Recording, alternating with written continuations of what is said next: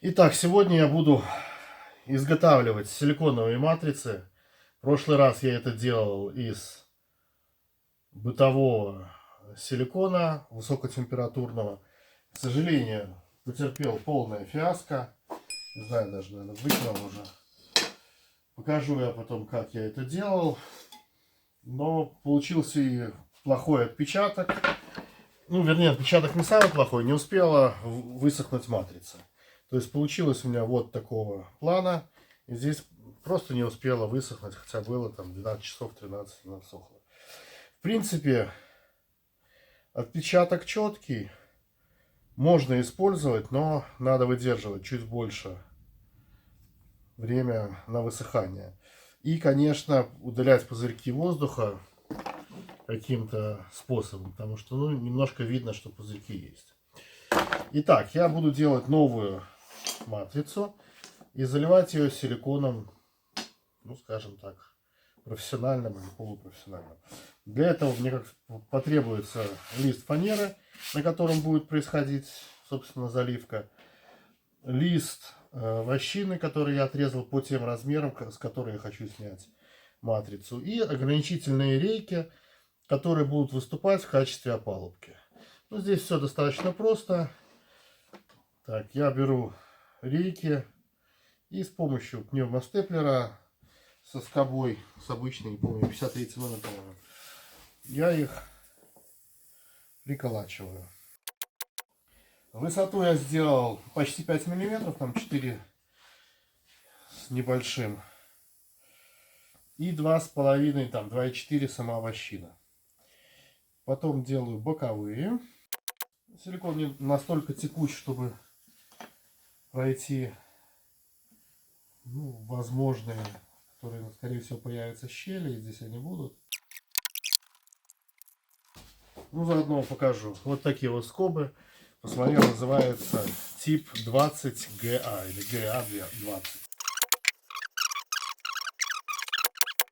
ГА-20. Я не буду ничем прижимать, то есть не делать липучек никаких с обратной стороны на двойной скотч. Хотя видел, некоторых делают, но я думаю, что под своей массой должно просесть вощина. Так, и вторую я буду делать, попробую изготовить так называемую книжку. Принцип тот же самый, сейчас покажу.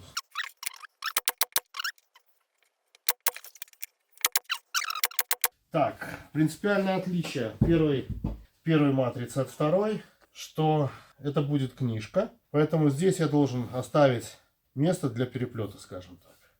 Итак, у меня есть две матрицы. Буду я использовать силикон. Сейчас покажу и расскажу, какой, как и как буду смешивать. Итак, есть у меня вот такие весы.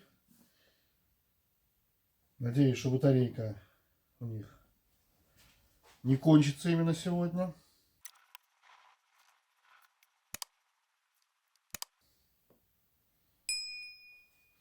Итого 200 грамм компонента А. Чтобы все было видно мне хорошо, я еще взял немного цветного красителя.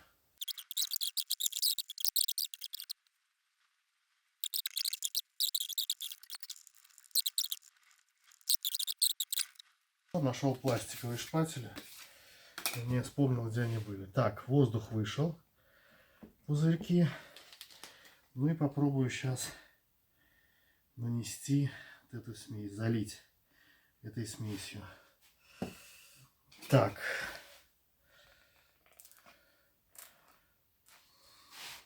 Но самое главное, чтобы она заполнила все, скажем так, ниши на соте.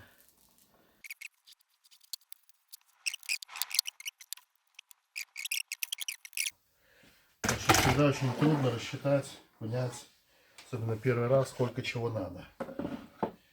Так, потому что я могу сверху туда лить, проблем-то не будет. И вот сейчас я, наверное, сюда это вылью большую часть. Ну, очень интересный силикон. В отличие от бытового силикона, он не пахнет уксусной кислотой. С ним работать намного приятнее. Наверное, если бы сейчас была температура чуть повыше, то он бы намного лучше растекался. Ну, по большому счету, и такое растекание меня вполне устраивает. Оно позволяет спокойно заполнить все поры. Напоминаю, что то, что я сейчас заливаю, это я хочу сделать книжку, чтобы можно было с двух сторон обжимать воск. Ну, не обжимать, в данном случае я, скорее всего, буду просто заливать, без всяких обжимов. Вот видите, мне, скорее всего, не хватит.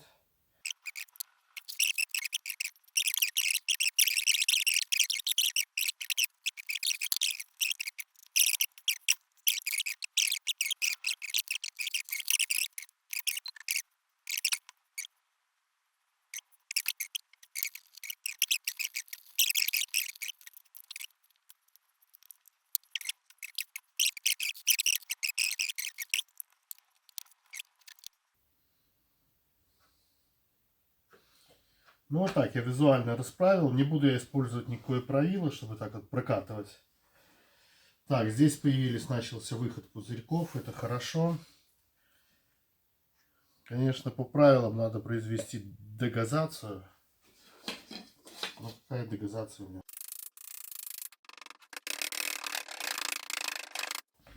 То, что стали пузырьки выходить, я считаю хорошо. Пусть они даже останутся внутри силикона, главное, чтобы они не были на поверхности с той стороны. Итак, давайте такой мини-итог подведу. Надеюсь, все очистится.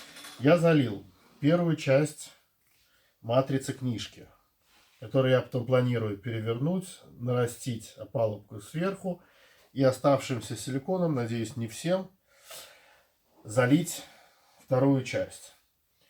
Эта матрица. Я ее достану и буду накатывать на нее воск при помощи валика.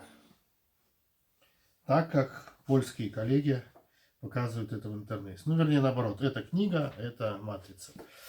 У меня должно остаться, по идее, 270 грамм компонента А и компонента Б силикона. То есть я смогу сделать вторую часть книги и еще одну матрицу для накатки.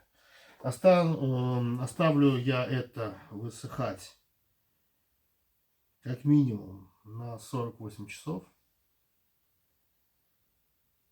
Не буду спешить, не буду повторять ошибок.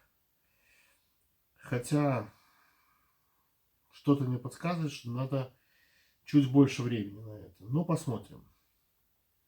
Для меня перерыв 2 дня. Для вас мгновение.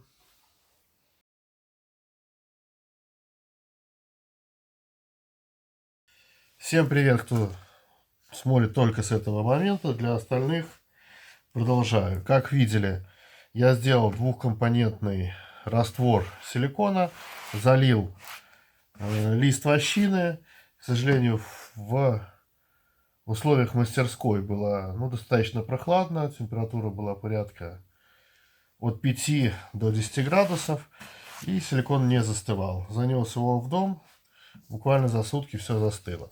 Ну, вот, получилась такая вот упругая масса.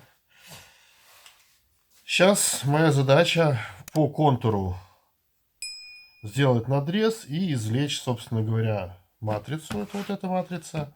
Ну и форма, вернее не форма, а там лежит лист вощины, который является матрицей в данном случае для отлива.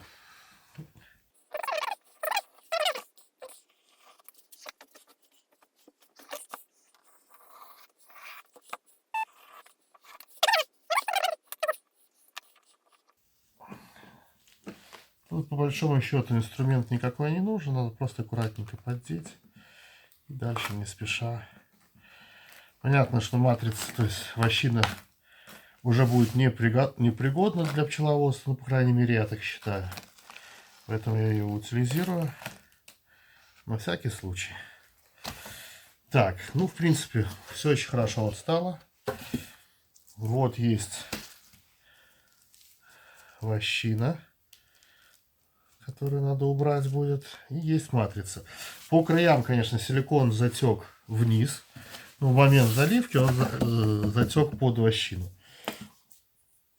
Поэтому ножом я аккуратно, просто пока еще здесь сверху вощина, я аккуратненько вот так срежу вот этот силикон.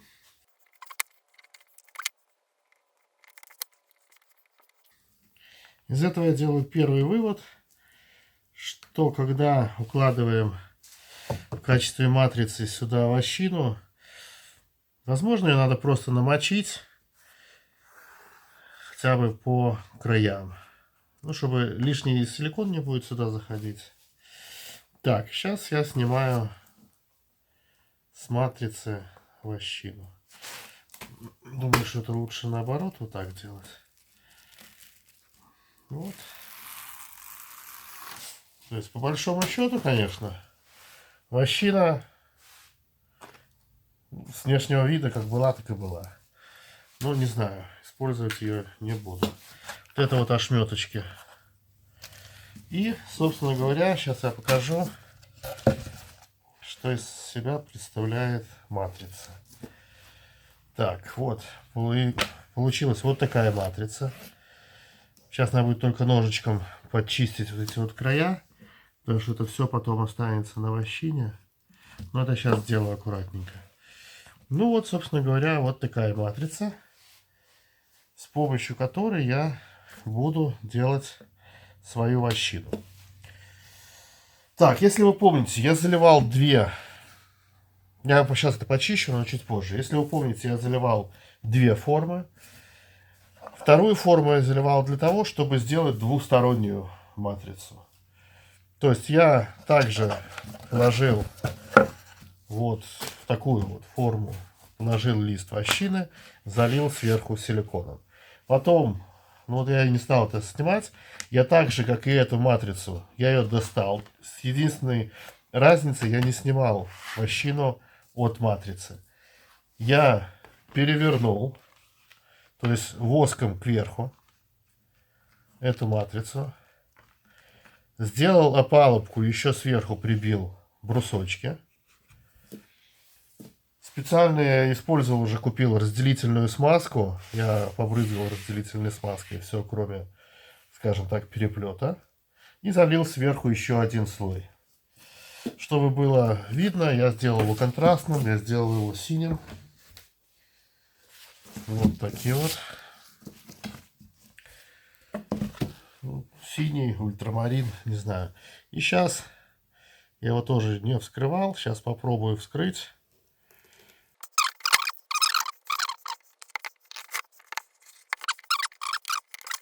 Доставаться она уже будет лучше, потому что внизу тоже силикон.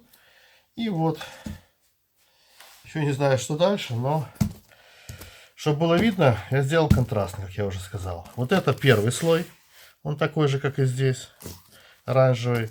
Сверху синий. Но сделал я его, скажем так, приличным. Сейчас потом измерим, померим.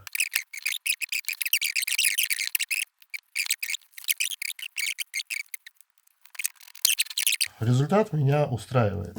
Вернее, он меня, конечно, устроит после того, как я попробую отливать вощину, но это будет уже в следующем ролике. Сейчас здесь надо просто подрезать края, что будет касаться вот этой книжечки. Что я планирую делать? Сейчас я посмотрю, с какой стороны. Я буду выливать сюда воск и сверху просто укладывать вторую часть. Ввиду того, что синяя, наверное, она более массивная, она под своим весом будет просто выдавливать лишний воск. И у меня должна получаться таким образом вощина. Возможно, я сделаю наоборот. Синяя будет внизу, здесь я буду заливать воск и опускать, и просто прокатывать рукой или даже вот похожей щеткой можно вот просто приложу. Посмотрим. Но самое главное это принцип книжки. Это вообще матрица. Что касается этой матрицы, то я буду пробовать просто, опять же, как делают наши польские коллеги, я буду накатывать воск при помощи обычного валика.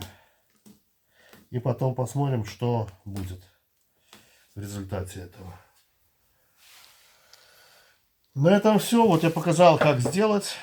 Если еще раз кратко пробежаться, то для того, чтобы изготовить матрицу, нужна фанерка, нужна вощинка, размер который вы хотите сделать. Сделать опалубку из любых досочек фанерок. Высота я делал 4 мм, потом вторую часть делал чуть больше, 5. Все, заливаете. Хотите сделать книжку, вынимаете первую заливку, переворачиваете вощиной кверху, достраиваете опалубку, каким-либо разделителем проходитесь и заливаете. Все, через несколько дней у вас получается книжка. Как это будет на практике, я имею в виду заливка, поговорим в следующем ролике. На этом все. Всем спасибо. До свидания.